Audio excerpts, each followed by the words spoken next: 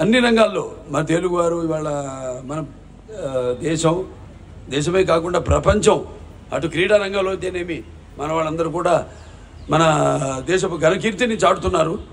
వాళ్ళందరూ కూడా ఈ సభాముఖంగా అలాగే జనని జన్మభూమిశ్చ స్వర్గాదపి గరీయసి ఎక్కడున్నా కూడా వాళ్ళు మన దేశాన్ని వాళ్ళు పుట్టిన గడ్డను మర్చిపోకుండా వాళ్ళు తమ పుట్టిన గడ్డకి వాడు రుణం తీర్చుకుంటూ ప్రాంతపు అభివృద్ధి కోసం వాళ్ళు కూడా ఎంతో పాటుపడుతున్నారు.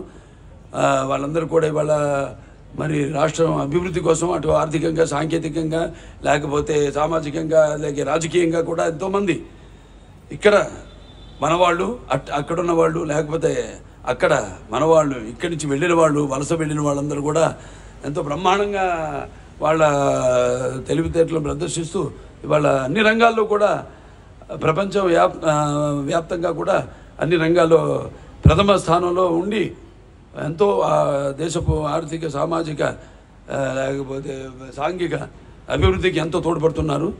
సో ఇవాళ మన అవసరం ప్రపంచానికి ఉంది.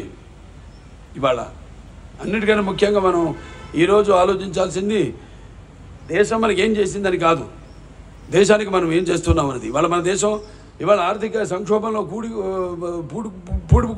పూడిపోకుండా ఉందంటే ఇవాళ ఇంకా మన కాళ్ళ మీద మనం నిలబడుతున్నామంటే అది ఇక్కడున్న ప్రతి ఒక్కడి యొక్క తెలివితేటలు.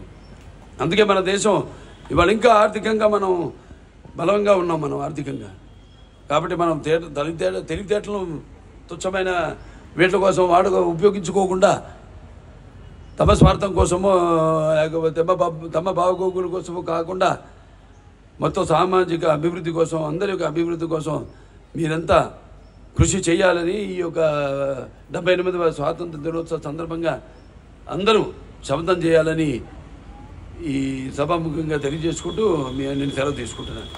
జై హింద్.